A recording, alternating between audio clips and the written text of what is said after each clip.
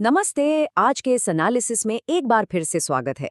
पिछले सेशंस में हमने 73वें, 74वें, 86वें और 101वें संविधान संशोधनों को कवर किया था। उन चर्चाओं से हमें शासन के बेसिक स्ट्रक्चर को समझने में काफी मदद मिली। लेकिन आज का ये सेशन और भी ज्यादा खास होने वाला है।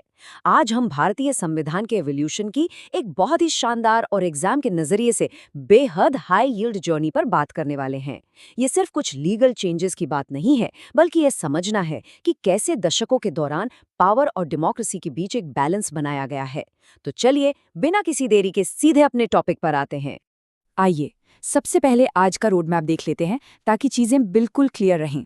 आज के हमारे एजेंडे में शामिल हैं 42वां बनाम 44वां संशोधन, फिर 97वां संशोधन और सहकारी समितियां, उसके बाद 102वां संशोधन यानी एनसीबीसी का दर्जा, फिर 103वां संशोधन ईडब्ल्यूएस आरक्षण और अंत में इन सभी को याद रखने के लिए एक क्विक रिवीजन गाइड। संविधान संशोधनों की ये टाइमलाइन सिर्फ कुछ सालों की लिस्ट नहीं है। अगर हम इसे ध्यान से देखें तो ये हमारे देश की पूरी कहानी बयां करती है। 1970 के दशक के उस इंटेंस पावर स्ट्रगल से लेकर 21वीं सदी के modern socio economic welfare reforms तक ये साफ दिखता है कि कैसे हमारा सिस्टम समय के साथ इवॉल्व हुआ है। तो आइए शुरुआत करते हैं हमारे पहले सेक्शन से, 42वां बनाम 44वां संशोधन, जिसे हम एक लोकतांत्रिक रस्साकशी भी कह सकते हैं। अब यहाँ जो सबसे दिलचस्प बात है वो है इन दोनों के बीच का एकदम साफ कॉन्ट्रास्ट। 1976 का 42वां संशोधन देखिए। ये इतना बड़ा था कि इसे मिनी कॉन्स्टिट्यूशन ही कह दिया गया। इसने संसद की पावर्स को बहुत बढ़ा दिया, मौलिक कर्तव्यों को जोड़ा और प्रस्तावना में समाजवादी, धर्मनिरपेक्ष और अखंडता जैसे शब्द शामिल किए। लेकिन इसके ठीक ऑपोजिट 1978 का 44वां संशोधन एक तरह से रिस्टोरेशन था। इसने उन लोकतांत्रिक सुरक्षा उपायों को वापस मजबूत किया, इमरजेंसी के प्रावधानों को ज्यादा सेफ बनाया और हाँ, संपत्ति के अधिकार को मौलिक अधिकारों की लिस्ट से बाहर कर दिया। एग्जाम्स में अक्सर इन दोनों का सीधा कंपैरिजन पूछा ही जाता है। चलिए अब सीधे 2011 में चलते हैं और बात करते हैं 97वें संशोधन की, जिसका पूरा फोकस सहकारी समितियों यानी कोऑपरेटिव सोसाइटीज के सशक्तिकरण पर था। संविधान में इस नए भाग 9B का जुड़ना कोई रूटीन लीगल अमेंडमेंट नहीं था। ये आर्थिक लोकतंत्र को ग्राउंड लेवल पर मजबूत करने की दिशा में एक बहुत बड़ा कदम था।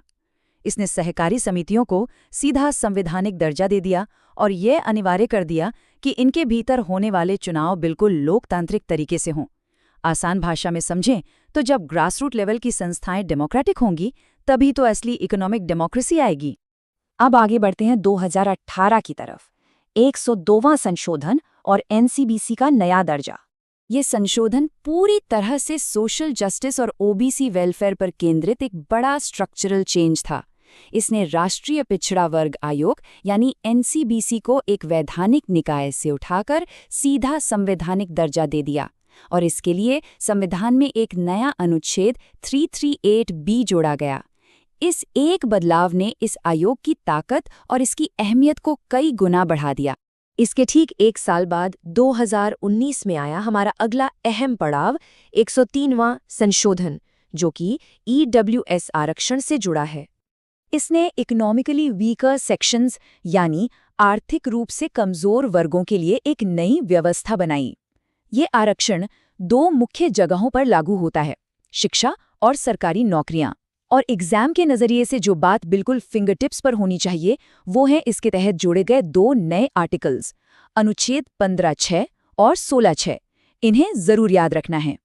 और इस पूरे संशोधन का सबसे बड़ा कीवर्ड है ये नंबर 10%। 103वें संशोधन के तहत ईडब्ल्यूएस को यही एग्जैक्ट 10% का आरक्षण दिया गया है।